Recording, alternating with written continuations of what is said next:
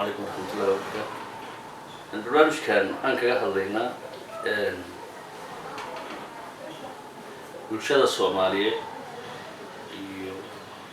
dhaqankeedii hore kan hadda isbarbardhig aan sameeyay marka aan mid u dul istaagno markaan ku hormaro dhaqanka hore sida bulshada dhaqankeedu wuxuu ka bilowdaa guriga iyo mas'uuliyadda waalidka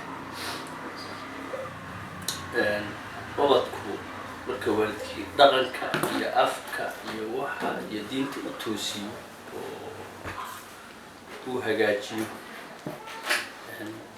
umadaas way toostaa way gurigay ka bilaabaysaa anigu markuu intaa ku barbara bulshadii la dhaxgelaya ay noqonayaan dad marka bayska hoose ka dhisano dhaqankoodii iyo diintoodii iyo waxoodii ay u dhisantahay Soomaalida markeedii hore asalkay miyi bay ahayd dad u dhaqan suuban bay ahayd dhaqanka suuban gurigu ka bilaabanayay mas'uuliyadda waalidka طبعا Soomaalidu kama dhamaado waxa la yiraahdo wadada islaamka oo nasab iyo qabiil iyo qaabkaas way leedahay de qabyaaladuna way iimaanaysay hadana dad waxay ahaayeen mataqaanay waxa ayaga hal oo wadada islaamka ay Soomaalidu inteeda tika ugu badan oo ay nolol islaamka ay dad diin leh ahay oo kuna hadii diin leh oo qof xukun iyo sharci boqolkiiba boqol dhaqankeedii hore wuxuu ahaa mid wanaagsan ku dayashan haddana in loo noqdo oo wax walba oo muhiim laga soo qaato u baahan buu ahaa marka hadda aan joogno wax badan baa isbedelay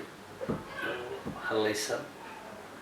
wax badan oo isbedelay oo hagaagsan lagu jiro markaan dhanka dhaqanka iraahdo Soomaalida maanta nool wax ka dhaxeeyo oo dhaqan ah isugu iimaanaysa ma jiro qolabo meel bay u qaranta waxay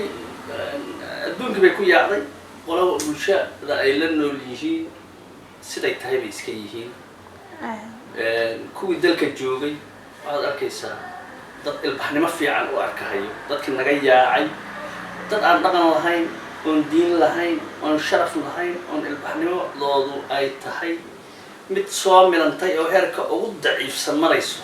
waxaad arkaysaa dad ilbaxnimo fiican u arkahayo dalkii joogo oo dad ilbaxnimo iyo dhaqan fiican soo qaatay u arkahayo markaasaa meesha waxaa ka baxaysa akhlaaqdii sharafkii dhaqankii Soomaalida lahayd oo fiicnaa baalmay oo mataqaanay kulumay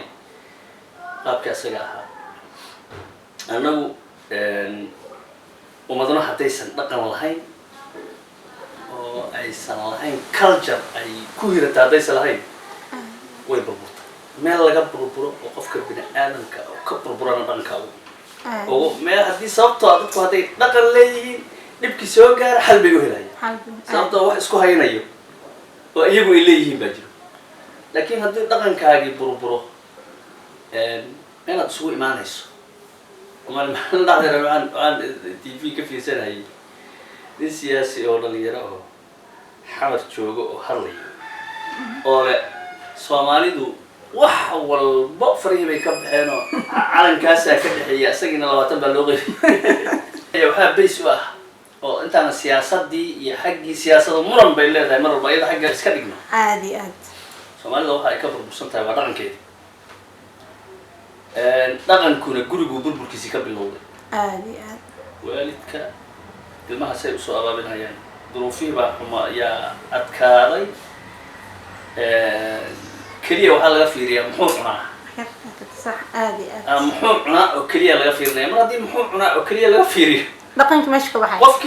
qofkii ilaahay baa isaaqadiisa ka faara qaado wuxuu cunaa intuu nool yahay wuu helayaa laakiin wax nool wax afka uu ku rida raadin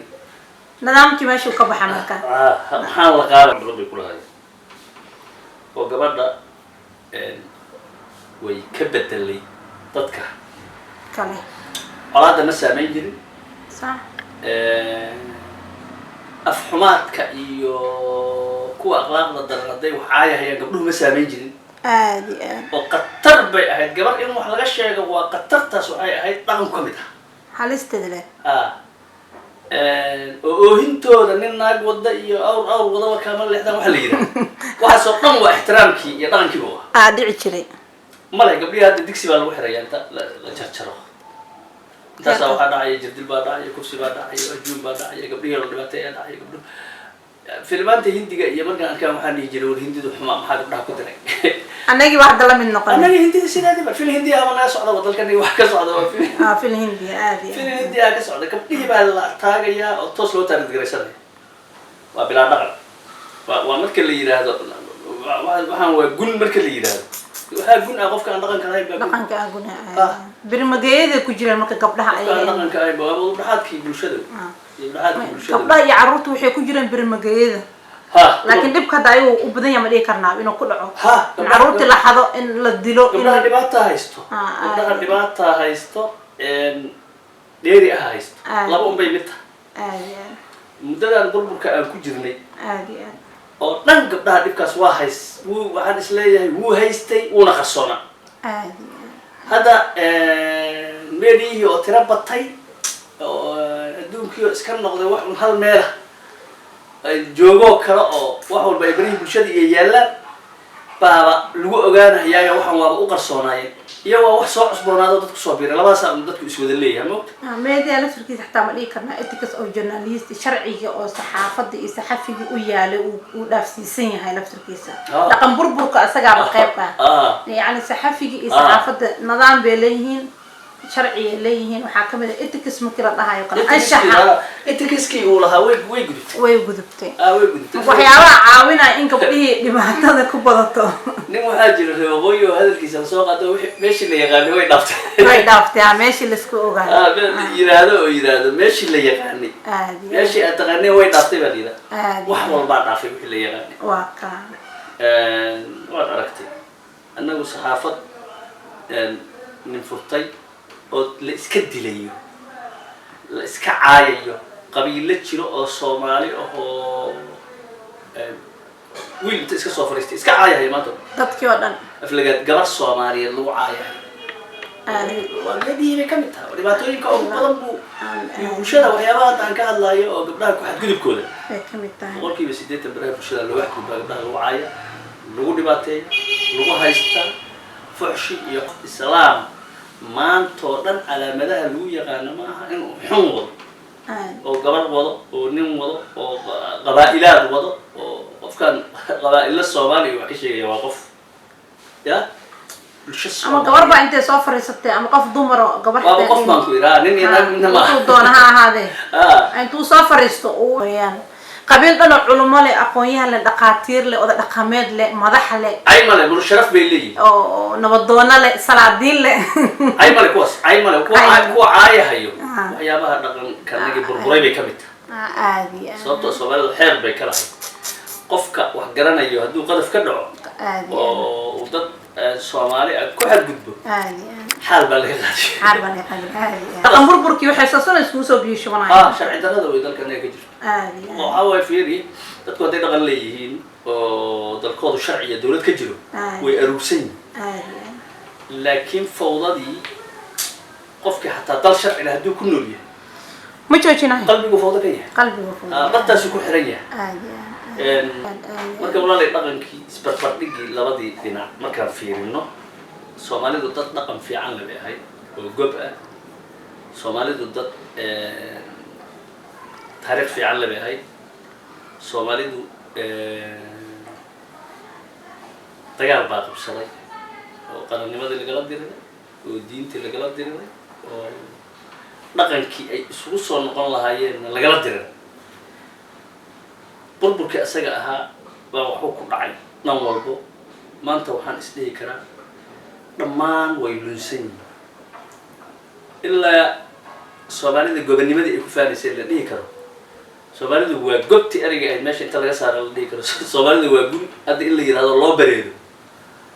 qofka kuma adkaanayso marka dee wixii hadda ad iga weydiiso tiraahdo su-aashaas waa meesheeda laakiin waxaan isleeyahay soomaali maanta dhaqan ma leh wax kal jara oo lagu soo hirto oo soomaalidii maanta male soomaalida dhaqankeedii wuu burburay adina marka dhaqan waa dhuma waad aragtay maanta waxaa dhacaysa gurigaan aan joogna canugaagi maanta waxaa dowladaha yurub u dheelo baa gool dhalinayo dhowr leh ilkaaga caawa dhowr bu soo samaysanaya soomaaliduna dhowrkaas waxay u taqaanay wiilasha markay yar yihiin dhowrkaas way u saaran jiray reemiga timaha dhowrka markii dadka soo reebaadiyaha isku cayi jiray qofka dhowrka leh dhowr markii dhowr isku cayi jiray waxay ahayd ilmaha wiilasha maarta markay u xiraan dhowr bay u samayn jireen soomaalida wageedii hore sax gabdhahana tarbuush wax la yidhahdo halkaas loo saari jiray ogo baa loogu dayn jiray sax maogta nin weyna tarbuush leh baad arkaysaa wiilkaaga koobilay oo gaal ah haddana gaal madow ah may garata mid baa sarwaalka ftada soo saaranaya oo ku arkaya waa saaranaya haddana maogta waxyaabaha dhaqankii uu ku dawdalay bay ka mid tahay dhaqankii baa ku dawdalay dhaqankii baa xayawaan noqday aduunka gaban marka aniga waxaan isleeyahay soomaalida haddii qarankii ha ka burburo wax walba ha ka burburaan hadduu dhaqankii u nool yahay abday lahaan lahayd waxyaabaha soomaaliya qofka markii la yidhaahdo kuwa rajabeelka tilmaamo aniga kolleyto dadka rajabeelka tilmaamo inta badan waan kasoo horjeedaa oo mar walba soomaalidu aniga hadda rajabeel bay lababa lahaba mar walba rajadeeda way ila fiicnaataa maalin ka dambayso rajadeeda iyo midnimadeeda iyo isdhexgalkeeda aad buu ila qurxan yahay aan kaa dhexgalaya qofka muslimka ah in uu rajada ka tago waa qalad ilaahay quraankiisa ku yiri laa taqnidu min rahmatillah in allaha yaghfiru dhunuba jamii'an waa marnay la rajabeelka Allah yaabayo ayagoo dhan maanta oo dhan shar saaxiib u ah rajabeelka waa soo dhaafo ma dhigi karnaa marka rajabeelka meel laga soo waaridaa waa la soo dhoofiyo meel kale ka yimid meel baa looga shadaya waa waxyaabaha niyadjabka bulshada ku keena yani qofka in dib loo dhigo waxaan ma hagaagayaan dalkan ma hagaagayo dhaqankan ma soo noqonayo wax walba way soo noqon karaan dhaqanka shala waa la samaysto maaho birmageeyada gabdhaha inaan la caayin ilmaha yararkaa lagu xadgudbin salaadiinta dadlin karaa hadda kolley mid kale garaboodahayo ka dheeriyay oo saxaafadii iyo barihii bulshadii iyo qaymeynaya saxaafada laftirkeeda may garata gabadhii laftirkeeda inay qaawan noqoto calalada dhigato iyadoo islaan sheeganayso bulshada dhex tagnaato iyadii oo dhan ay mataqaanaaye waxa xun ka hadasho iyadii caytanto iyadii shab tiraahdo iyadii halkaas samayso fahmaysaa iyadii inaan loo hanreebin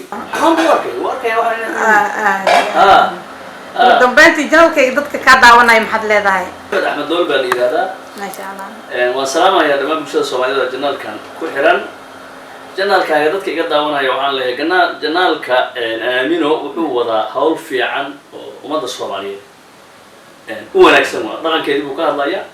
saxaafadda halaawday in la toosiyuu ka hadlayaa in wadaniyadda la dhisuu ka hadlayaa janaalkan ha lagu xirnaado yaana loo dayma daraanin baan leeyahay maasha allah aada umaadsanta anigana kusoo dhawow oo kalena janaalkeena insha allah aywa dhawo